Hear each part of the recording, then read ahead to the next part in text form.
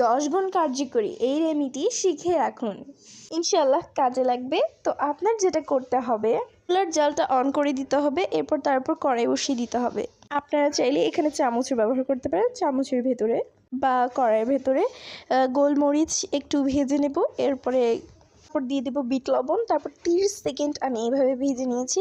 ভেজে নেওয়ার পর আমি হামানদিস্তার ভেতরে এইটা ঢুকিয়ে দিব, এরপরে একবার পাউডার বানিয়ে নেব।